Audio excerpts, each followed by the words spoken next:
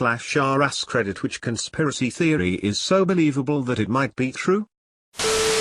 That your phone's microphone is constantly hot and it's listening for keywords to target advertising. Most glaring instance where this happened to me was when I walked into a colleague's office. He had just gotten a standing desk, but one that goes on top of his existing desk rather than a standalone, pun, model. That's important to note. I said, "Nice standing desk, when did you get that?" "Thanks, just today," he replied. That was literally all that was said about the desk. We talked about work-related stuff, and as I walked out and checked my phone, there was an ad on Facebook for that exact model of standing desk. I have never owned one, wanted one, or Googled one before. Yet there it was on my feed. Tinfoil hat be damned, they listen in. This isn't even a conspiracy theory. Stay on top of your app permissions, especially for Google services and apps, background stuff especially. That Natika Jayat was murdered by the Catholic Church for exposing a pedophile ring. This is trending on r conspiracy and r out of the loop right now. Credit to you/Yvtate for the summary. Natika Jayat, a model, TV journalist, exposed a pedophile ring on live Argentinian TV a few months ago, after following cases over the last few years. She had claimed that she would not commit suicide in April of 2018 while investigating these rings, but was found on February 23, 2019 to be dead from suicide. Another journalist she had accused of pedophilia on the airing, Luis Ventura, had uploaded an image of her dead body shortly after she killed herself on Twitter, and then promptly deleted it afterwards. To quote you/Happy Cake Day 1. She supposedly died from a cocaine overdose, heart failure/stroke.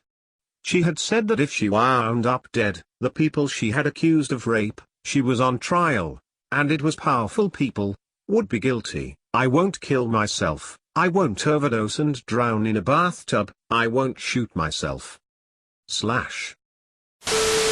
My conspiracy theory. Facebook purposely attempts to ruin people's relationships because the drama gets more views and more views sell more ads. Several years ago they introduced a feature so that your comments on other pages would show up in your friends' feeds. So if you're secretly an atheist and you comment on some atheist page, it shows up in your devout Southern Baptist grandma Muriel's timeline, even though it's a conversation that has nothing to do with her and there's no reason for it to be. As a result, Facebook outs you to your family, and grandma is typing away at all the evil Satanists trying to corrupt her grandson. And if you comment on a public post, it's unavoidable. You used to be able to control who could see your comments even on public posts by other pages, but at the same time Facebook introduced their tattletale feature, they took that ability away. Now if they were to stumble across the same page they'd be able to see your comment, but after that change, Facebook started pointing everybody you know directly to it. Not to mention, the privacy settings are difficult to find, difficult to understand, and with each passing year gives you less and less control over who sees what. By forcibly combining everybody's social circles, Facebook is trying to generate conflict. They want to generate conflict because the conflict happens on Facebook, which means people logging on to Facebook more often and seeing more ads. They're essentially an internet tabloid, except instead of showcasing the personal drama of celebrities for clicks and sales, they're doing it to you instead. Ever notice how the vast majority of family drama, relationship fights, etc. these days happens on Facebook? That's by design. Facebook is literally destroying the social fabric to make a buck. Consuming relationship stability like it's an oil refinery consuming crude. Michael Jackson was chemically castrated by his father to preserve his soprano singing voice, which was the source for his infatuation with children. All rocks are soft until you go to touch them. That there are hundreds of companies that operate tens of thousands of Reddit accounts each.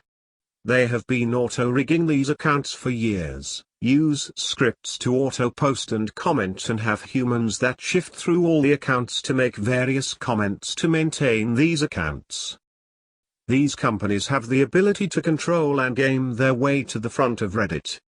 Huge brands use them, special interest groups use them, political parties use them. It's not a conspiracy, it's a real thing. The ballistic missile threat that was sent to Hawaiians' cell phones saying, "Seek shelter, this is not a drill," that was later deemed a mistake, was a real missile that was intercepted before impact. Dyson purposefully made the cable shorter over time just before announcing the cordless version. My DC-01 has a 12 meters flex, my DC-14 has a 6.5 meters flex. They purposefully made the flex shorter to be an inconvenience and make people want the cordless version. Memes about the NSA and other spy programs are encouraged by the very agencies spying on us, to twist the idea into the absurd and to humanize their agents. Darth Jar Jar was 100% planned and hinted at in TPM, but the sheer amount of hatred for the character made Lucas back down. I actually wish he went through with the original vision. Miley Cyrus's crazy streak was all a carefully planned marketing scheme to get her solidified as an A-list celebrity. I believe it was done to make Disney completely cut ties with her and kill the image of Hannah Montana. It's worked too. Hannah Montana was quite possibly Disney's largest TV show ever, but I haven't seen anyone even mention it for over 4 years now, and despite Disney cashing in on old IPs, Aladdin, Kim Possible, Lion King etc., we have yet to even hear an unsubstantiated rumor regarding Hannah Montana. The Vatican holds horrible dark secrets and many answers to existential questions. And that Area 51 is a publicity stunt by the government to hide the real testing facility.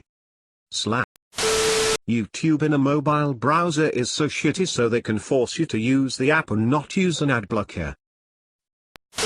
Some organization, group of people wanted all the Kennedys dead for some reason.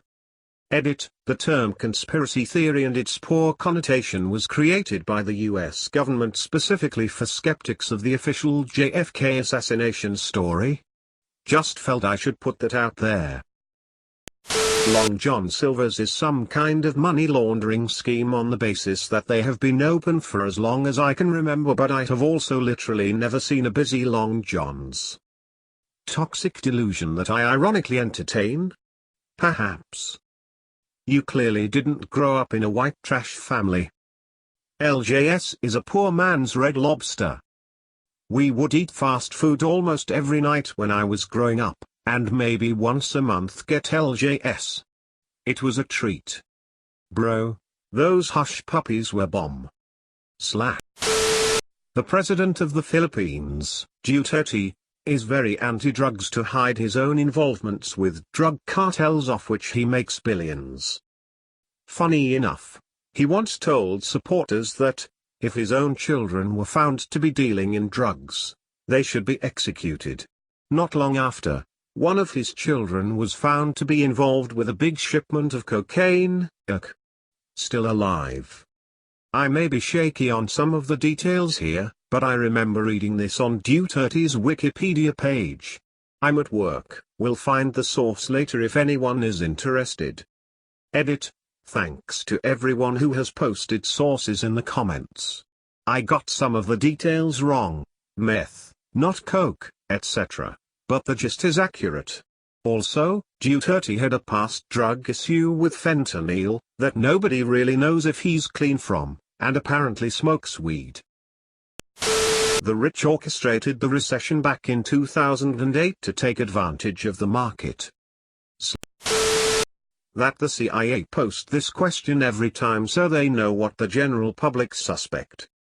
Redacted. Edit, removed. Edit 2. Not the CIA. / The Laurel Canyon Conspiracy.